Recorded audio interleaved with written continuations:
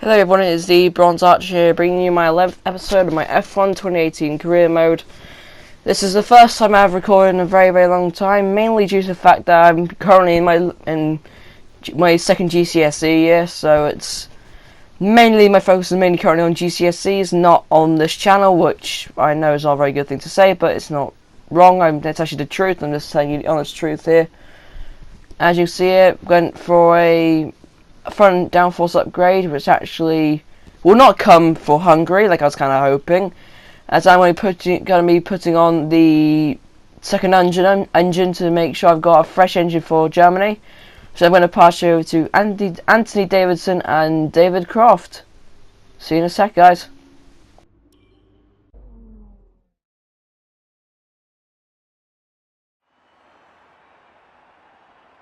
There's nowhere at all I'd rather be today than here at Hockenheim for the German Grand Prix. We have an incredibly competitive field this year, which means we should be in for a treat. And judging by the sea of people filling the grandstands, there's a fair-sized chunk of Germany that agrees with me. We're racing in the Rhine Valley this weekend at the home of many of the sport's finest competitors. The 2.8-mile Hockenheim ring requires precision through the technical stadium section and great raw speed down the long, flat-out curve towards the popular overtaking zone of the Turn 6 hairpin. Watch out for a lot of wheel-to-wheel action there today. Joining me for the Grand Prix once again is Anthony Davidson. Let's talk about the Rainmaster. As with all the drivers at this level, they have a lot of ambition. But Formula One's a daunting step up from any other series, so expectations are high right from the start. And this is something that has ended the career of many a young driver, as that leap up to Formula One proves to be too much. But luckily in this case, I'd say they're doing a good solid job, and the risk the team took in signing them is definitely starting to pay off. Well then, after an exciting qualifying session yesterday, let's take a look at how the cars line up. Lewis Hamilton lines up on pole position, and Valtteri Bottas will line up alongside. Looking down the rest of the grid, we have Vettel, Raikkonen, Daniel Ricciardo, and Verstappen, Magnussen, Sainz, Ocon, and Stoffel van Dorn, Grosjean, Leclerc, Brendan Hartley, the Rainmaster, Stroll, Ericsson, Nico Hülkenberg, and Sergio Perez. Sirotkin and Pierre Gasly rounds off the grid. Now it's almost time to lights out, so let's go down to the track. As you can see there, we qualified P15, so it's pretty much back of the pack, because I didn't realise that if I changed the engine through in between qualifying sessions, it would literally mean that I wouldn't be able to do any more qualifying. So I made a really bad decision by doing that, but never mind, P15. Let's go from the back of the pack, see what we can do, and well, it's actually a pretty decent car now, not too bad. As now let's get ready for the race. As we have 1, 2, 3, 4, and now 5 lights. And we're off and away we go for the start of this year's German Grand Prix. Yeah, pretty messed start at best. Carly gets a pretty good start by going up on the inside of Hartley, make a little bit of contact with him. As you can see, there's Grosjean and Leclerc just trying to figure out where you're getting past my teammate. Dive bomb quite a few different cars. Up on the inside, Kevin Magnussen there. So that's actually a pretty good run so far. Pretty good start up to P7 in just 3 turns. As now I'm in the slipstream of both of the Red Bull drivers, Daniel Ricciardo and Max Verstappen. They're both going side by side now. It's going to make it 3 wide as we dive down to the hairpin, which now links up the old circuit to the new track. Now down the straight we go as I get past Kimi Raikkonen. So overall, pretty decent start there from me.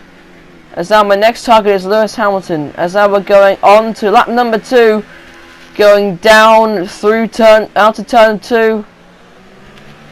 Down to turn 2 into the short little kink of turn 3, get a different line down to using up a log curb on the outside.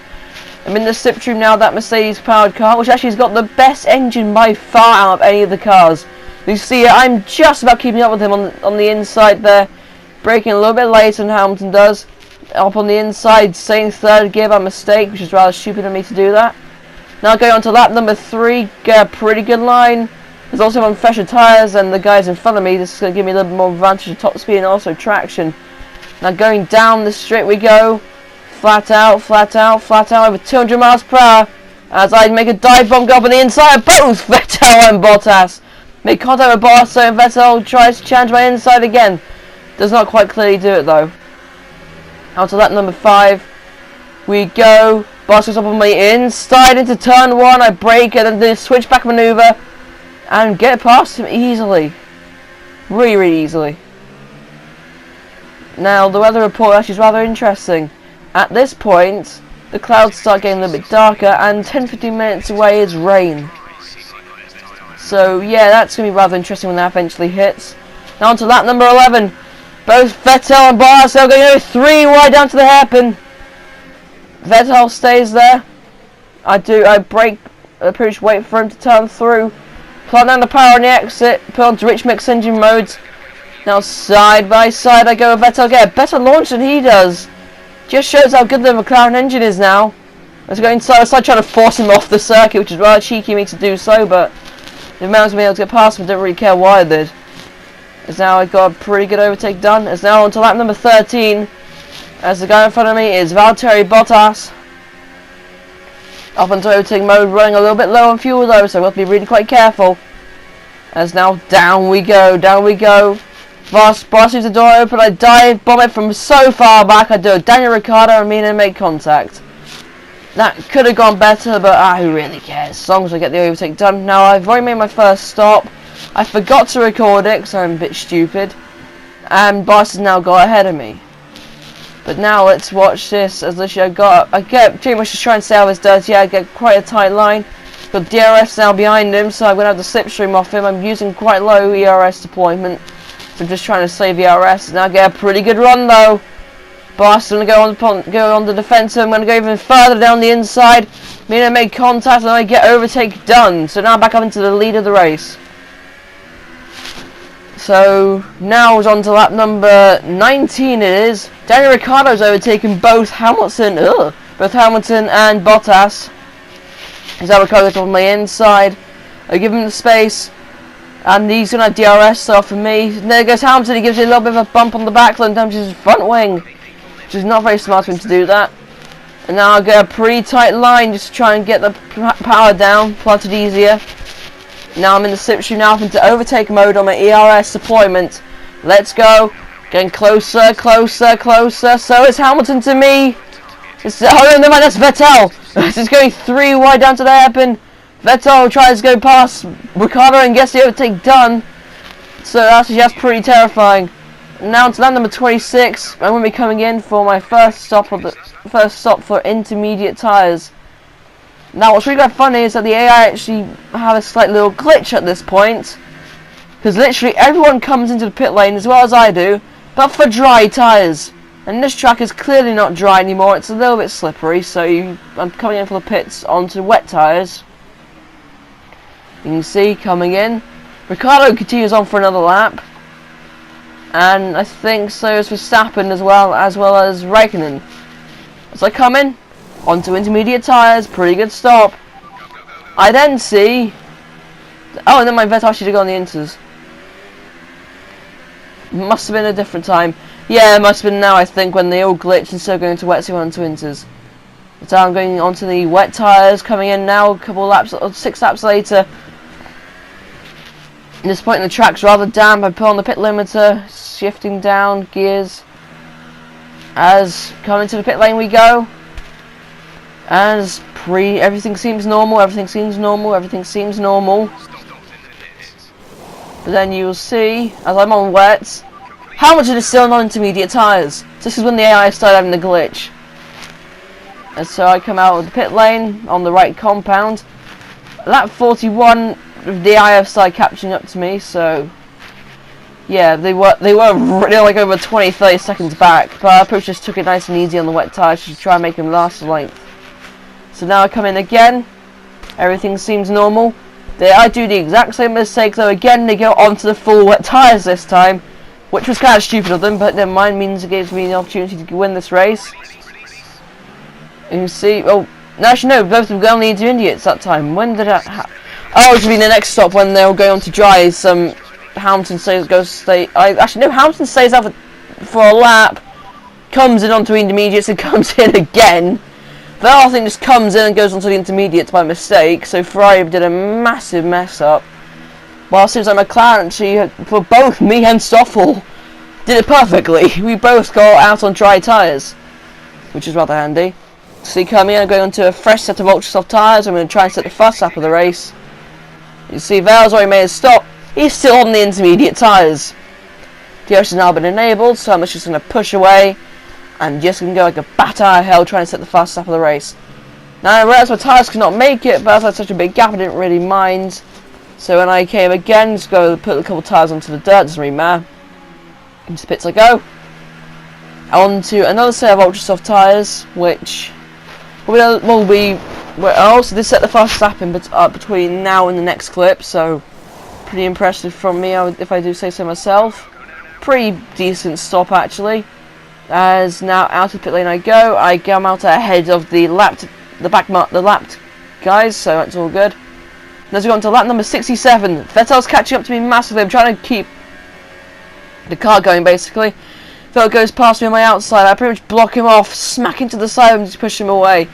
But what I didn't realise actually, I didn't really need to fight him. I already had a 3-second time penalty, but I didn't know that because none of my team actually mentioned that to me. So, you know. As I get a little bit wide though, using up a little bit too much of the curb. Now going through the final few turns, now using up a lot of the curb down what is usually used actually as a drag strip. It's up on the inside, we're going to the same section, goes to Sebastian Vettel. Now going down to the sash curve, one of the oldest turns on the circuit. I pushed Vettel out a little bit wide, almost like what he did actually in real life, where he actually went off the track and crashed there. And so going through the final 2 turns, I use up a lot of curb on the outside there and go off the circuit. As at this point I thought actually I won the race. As you'll see here, in 3, 2, 1, I got P3! So I'm going to pass you over to Anthony Davidson and David Croft for the podium celebrations. Here's our winner, pulling their Ferrari into Parc Fermé. What a fantastic race it was. And I have to wonder, Anthony Davidson, just what set them apart from the competition here. I think a large part of the result comes down to temperament. They were able to keep their heads when everyone around them was losing theirs, and that's allowed them to get the best out of the car, to maximise the strategy, and to stay out of trouble.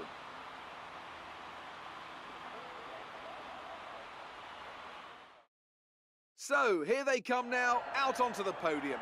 Wherever you go, anywhere in the world, the prancing horse flags are dominant in the grandstands, and they're out in force again today. It's Ferrari on the top step once more.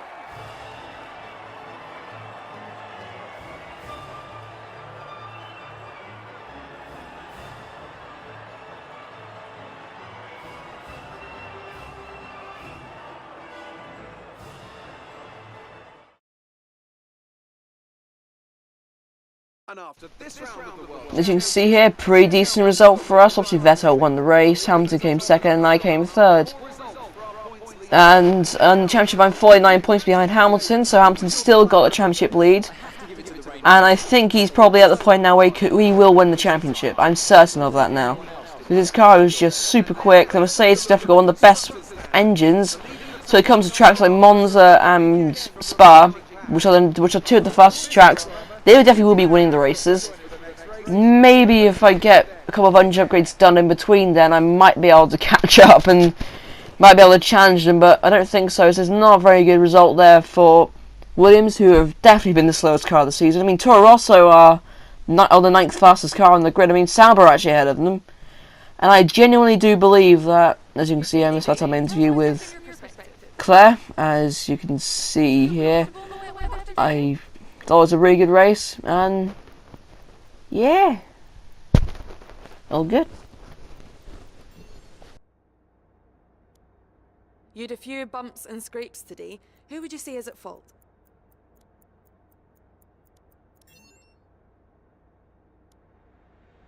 Appreciate your time.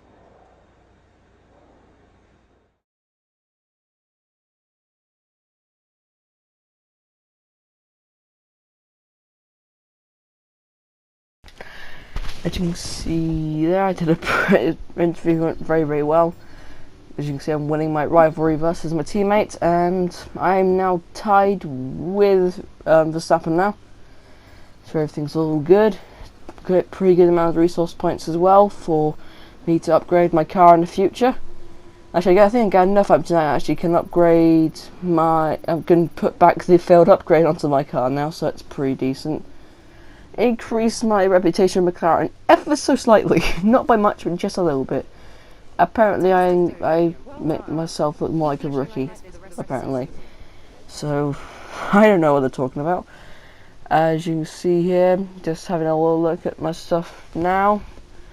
And I'm going to purchase I don't actually show quite enough resource points actually yet, so I'm going to purchase I'm going to repurchase my engine upgrade to make sure my engine actually gets up to pretty good standards. And if you guys have enjoyed this video a lot, please hit the like button. And as always, I hope you enjoy. The Bronze Archer signing out.